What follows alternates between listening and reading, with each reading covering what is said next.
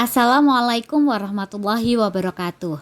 Ketemu lagi dengan Kak Eno dan hari ini kita akan belajar kembali. Pada video yang lalu kita sudah membahas tentang pengukuran. Jika ingin mengingat kembali bisa klik di bagian kanan atas ya. Dan kesempatan kali ini kita akan membahas tentang besaran. Besaran dibagi menjadi dua, yaitu besaran pokok dan besaran turunan. Besaran pokok adalah besaran yang satuannya sudah ditentukan. Sedangkan besaran turunan adalah besaran yang satuannya diturunkan dari besaran pokok. Kita kembali dulu ke besaran pokok. Besaran pokok ini jumlahnya ada 7. Untuk mempermudah, saya punya singkatan yaitu jiwa SMP. J ini untuk jumlah zat, satuannya mol. I ini adalah intensitas cahaya, satuannya kandela. W adalah waktu, satuannya sekon. A-nya adalah arus listrik, satuannya ampere. S adalah suhu, satuannya Kelvin. M itu adalah massa, satuannya kilogram. Dan terakhir itu adalah P, panjang, satuannya meter. Cukup mudah kan? Selanjutnya kita bahas besaran turunan. Yang termasuk besaran turunan ini ada banyak sekali, kecuali 7 besaran pokok yang tadi sudah saya sebutkan. Nah, ini saya tuliskan beberapa contoh besaran turunan. Yang pertama itu ada volume, satuannya meter kubik. Berarti ini merupakan besaran turunan dari panjang. Kemudian yang kedua ada kecepatan, satuannya meter per sekon. Ini merupakan besaran turunan dari besaran pokok panjang dan waktu. Ada juga massa jenis, satuannya kilogram per meter kubik. Ini adalah besaran turunan dari besaran pokok massa dan panjang. Terakhir ini ya contohnya ada gaya, satuannya newton atau kilogram meter per sekon kuadrat. Nah, kalau ini merupakan besaran turunan dari besaran pokok apa saja ya? Coba kalian tulis di kolom komentar ya.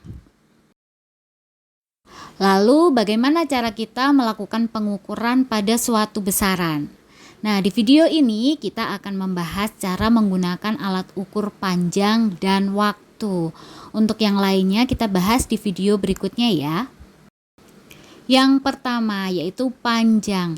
Satuan standarnya yaitu meter. Kita singkat M.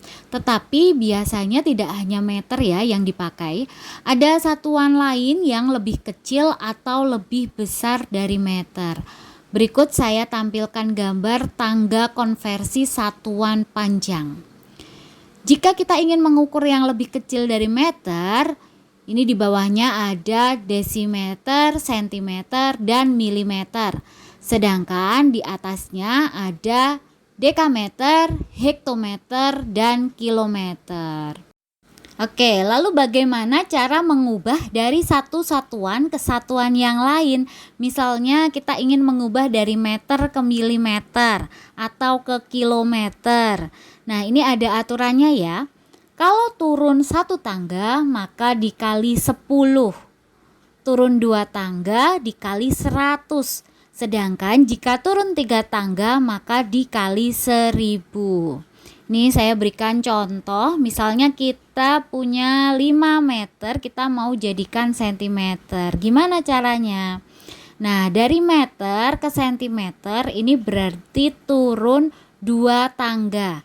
Maka 5 meter ini sama dengan 5 kali 100 cm. Hasilnya adalah 500 cm. Contoh satu lagi, 0,35 km kita jadikan meter, itu berapa?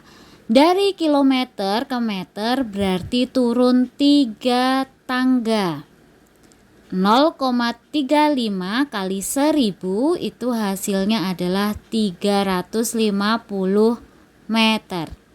Nah, itu contoh kalau kita ingin mengubah dari satuan yang di atas ke bawahnya ya. Nah, berbeda lagi kalau kita ingin mengubah dari satuan di bawahnya ke atas atau naik. Nah, kalau naik ini aturannya ketika naik satu tangga maka dibagi 10. Naik 2 tangga dibagi 100 dan kalau naik 3 tangga maka dibagi 1000. Kita coba ngerjain contoh soalnya. Ada 1500 mm. Berapakah jika dijadikan desimeter? Nah, ini ya, dari milimeter ke desimeter maka naiknya adalah 2. Jadi 1500 dibagi 100 desimeter hasilnya adalah 15 desimeter. Contoh yang kedua, 425 meter jika kita jadikan kilometer berapa hasilnya? Nah, dari meter ke kilometer ini naiknya 3 tangga. Jadi 425 dibagi 1000 km hasilnya adalah 0,425 km. Selanjutnya kita berkenalan dengan alat ukur panjang, yaitu ada meteran, meteran kelos, dan penggaris. Ini pasti kalian sudah sering memakai ya, apalagi penggaris. Alat ukur ini memiliki ketelitian 1 mm. Jadi skala paling kecil yang bisa dibaca yaitu 1 mm. Kita lihat contoh cara membaca mistar atau penggaris. Di sini sudah ada sebuah pensil, ujungnya ada di angka 0 dan ujung satunya ada di angka 7,5. Jadi pensil ini panjangnya adalah 7,5 cm atau 75 mm. Alat ukur panjang yang lainnya ini ada jangka sorong. Ketelitiannya lebih kecil lagi dibandingkan mistar, yaitu 0,1 mm. Kegunaannya ini untuk mengukur diameter dalam, diameter luar, dan juga kedalaman suatu pipa misalnya. Nah, bagaimana cara membaca jangka sorong ini? Di jangka sorong ada skala utama yang cara membacanya sama persis dengan membaca mistar.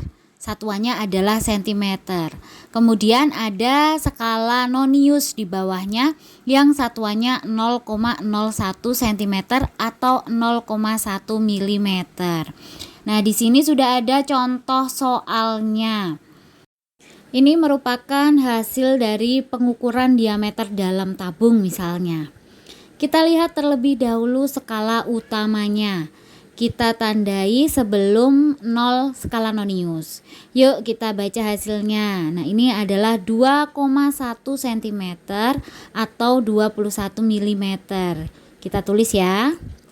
Setelah itu kita cari skala nonius yang berhimpit dengan skala utama. Ini ada di sini yaitu 3. Kita kalikan dengan ketelitiannya 0,1 mm, hasilnya adalah 0,3 mm. Kemudian kita jumlahkan dan didapatkan hasil 21,3 mm atau 2,13 cm. Berikutnya ada lagi contoh dari alat ukur panjang yaitu mikrometer skrup. Ketelitiannya kecil sekali yaitu 0,01 mm. Ini kita gunakan untuk mengukur ketebalan koin misalnya atau benda-benda yang tipis. Sama seperti jangka sorong, mikrometer skrup juga ada skala utama dan skala nonius. Coba kita baca hasil pengukuran berikut ini ya.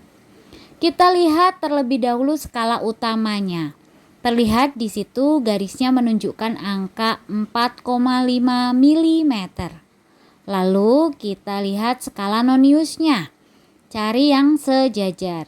Ternyata ada di angka 38. Ini kita kalikan dengan ketelitian 0,01 mm. Hasilnya 0,38 mm. Kemudian kita jumlahkan skala utama dan skala noniusnya. Hasilnya adalah 4,88 mm. Besaran pokok selanjutnya yang akan kita bahas ini adalah waktu. Satuan standarnya itu sekon atau kita biasa menyebutnya dengan detik. Ada juga satuan di atasnya lagi seperti menit, jam, hari, bulan, dan lain-lain. Nah, berikut adalah tabel konversi waktu. Di Bisa kita lihat ya, 1 jam itu sama dengan 60 menit. 1 menit itu sama dengan 60 detik. 1 hari 24 jam, sedangkan 1 windu itu 8 tahun. Dan masih banyak konversi waktu yang lain ya. Untuk alat ukur waktu yang sering kita gunakan ini ada arloji dan jam dinding. Tapi jika kita ingin mendapatkan satuan sekon, kita gunakan stopwatch. Berikut adalah gambar stopwatch analog. Nah, di sini ada 2 jarum. Yang panjang ini menunjukkan satuan detik, sedangkan yang kecil menunjukkan satuan menit. Coba kita baca hasil stopwatch ini.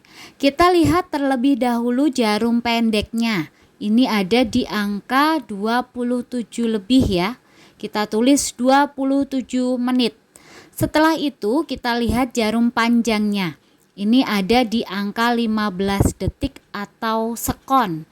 Jadi hasilnya adalah 27 menit 15 detik. Cukup mudah bukan? Nah, sampai di sini dulu ya pembahasan kali ini. Semoga apa yang sudah dipelajari hari ini bisa bermanfaat. Wassalamualaikum warahmatullahi wabarakatuh.